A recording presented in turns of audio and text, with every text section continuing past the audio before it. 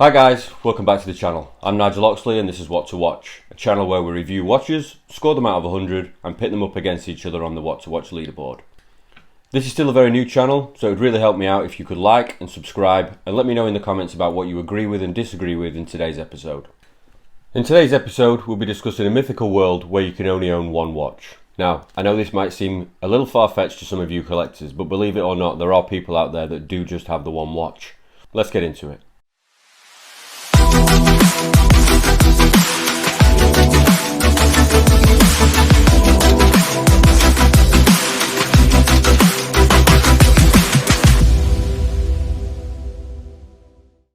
Today we're going to be looking at this, the Rolex Oyster Perpetual. I've had two of these now. The first one I bought was a 39mm for myself, which I then sold to fund the purchase of another watch. And then I bought this one, the black version, again in the 39mm, for my wife for a significant birthday a couple of years ago. Now my wife, she wears this watch on a daily basis, and that got me thinking, is this a watch you can wear for any occasion? Would it be the perfect one watch collection? So that's enough of my face for now. You've not come to see me, you've come to see the watch. Usual format today, I'll be scoring this watch using my own devised scoring system. There's 9 categories, 7 of them are out of 10, and then the last 2 which are out of 15, as I feel they're slightly more important to me. Category 1 is dimensions and comfort. Now, if we measure this across, this, like I said earlier, this is the 39mm version. So if I can get this in the right place and show you, 39mm across. Now, the height of this watch is what I think makes this incredibly wearable, just over 11mm. And then lastly, if I go on a lug to lug here, we are looking at about 46mm, so very compact, very wearable. If I can just show you what this looks like actually on my very, very thin wrists, it is incredibly comfortable and incredibly wearable. Having said that, there are many different sizes of the Oyster Perpetual currently available, certainly on the Rolex website anyway, which range from 28mm right up to the big one, which is the 41mm. So I'm sure there'll be a version that will suit most wrist sizes. For that, I give it an 8 out of 10. Category 2 is case, bezel and crystal. This is also for 10 points. Now, Rolex case finishing is always of the highest of standards. I've never come across anything with any faults on that I've had from Rolex, and this particular one is no exception. The case is Rolex's own version of 904 steel, which they call oyster steel. Now, 904L steel is commonly used in the aerospace industry, and it offers maximum resistance to corrosion. So this should stay looking as good as new for many years to come, if you don't abuse it. The sides of the oyster case, as you can see here, are polished and also polished on the surround of the bezel, and then it's totally brushed on the top of the case here, which leads perfectly into the top of the brush bracelet. This crystal is obviously sapphire and is excellent no matter what light you put it in. Again, I score this a 9 out of 10. Category 3 is dial and hands. Now, the dial in this one here is the black one. It may look like a bit of a flat black in some images that you've seen. It's actually a sunburst effect. The dial goes from charcoal grey through to a black whenever the light catches it. There isn't any clutter on this dial. There's just enough text, but not too much that it takes over from the effect of the beautiful dial. It's simple, but very effective. The hands are simple. They've got a polished finish and catch the light perfectly to let you know that you're wearing something special. The other thing you notice around the dial is that engraved Rolex lettering and crown going around the rehort, which sits there quite unnoticeable until the light catches it and then puts a massive smile on your face. I really like this. It's another 9 out of 10. We move on to the next category, category 4, bracelet and clasp. Now, all Oyster Perpetual models come with this oyster style bracelet and oyster clasp, which I find very comfortable most of the time.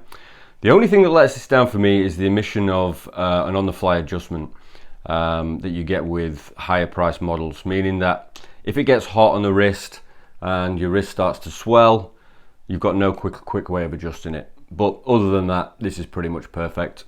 8 out of 10. Category 5 is movement.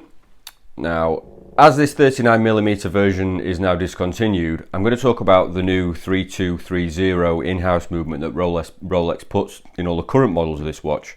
Now, there are a number of upgrades that come to the new models over the one you can see me reviewing here, including increased resistance to shock, so less issues if you accidentally drop it, and an increased resistance to magnetic fields. So if you travel through airports a lot or you work with electromagnetic machinery, this shouldn't affect the performance of the movement.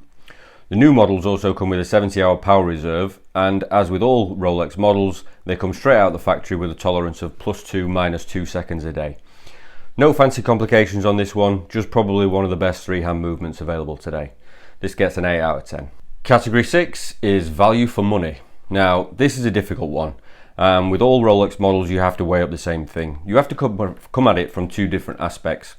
Firstly, the retail price, and then the secondary market. If you can get one of these at retail, Rolex currently has the 41mm version on its website for about £5,000. Then, at that price, I think this is excellent value. I think it's a fair price. The problem begins when you walk into a Rolex AD and they're not available, and you have to start looking at the grey or used markets because either you don't want to wait or you don't have a relationship with the dealer and they won't put you on the list in the first place. The prices in the secondary market can be quite considerably higher than the list price due to the demand and lack of availability at ADs. If you have a quick look on eBay, you can see them ranging from about £7,500 upwards to £20,000 for some of the more rare, desirable colours. It's because of that situation that the value for money category only gets a 7. Category 7 is design. Now, as I said in the intro, I owned this watch for some years ago. In fact, it was so long ago, it was back in the day where you could walk into your local Rolex store with no purchase history, hand over your money and walk out with a watch on your wrist. I regretted selling it ever since. I think the design on this is almost perfect. It's clean, the lack of a date function and no crown guards makes it almost perfectly symmetrical. Those simple hour buttons with the little pips do exactly what you need them to do. And because of the simple nature of the watch, you really can wear it for any occasion. It's smart enough to wear with a shirt or suit, but sporty enough to go out in the weekend in a t-shirt, and it doesn't look out of place doing it. It's a jack of all trades watch, and for that, I think it gets an 8 out of 10. Category 8 is worth 15 points. It's brand and heritage. Now, brand and heritage can't be argued with here. Rolex has been making high quality watches for over 100 years, and its importance to watchmaking is incredibly high, as the company boasts, among other things, the first waterproof watch, the first self-winding watch, and the first watch with a date complication. The Oyster case you can see in today's modern Oyster Perpetual again has its own significance and importance, as if you look at its DNA, it was clearly the basis of many of the other models that make up the rest of the Rolex collection today. Just look at the Air King, the Milgauss, the Explorer, and even the Datejust. You can see all these watches where they started from when the Rolex designers started working on them. So, because of the brand heritage and the historical significance, I give this watch 14 out of 15. And the last category, also a 15-pointer, is grin factor. How does this watch make you feel? Well, due to the comfort, most of the time you forget it's even there. But when you do look down to check the time or accidentally catch a glimpse of it and you notice that raised crown on the dial, the engraved rehaut and the amazing sunburst effect as the light catches it, it puts a huge smile on your face. For that, it's a 13 out of 15. So, after some quick maths, the Rolex Oyster Perpetual gets 85 out of 100. Let's have a look where that puts it on the watch to watch leaderboard.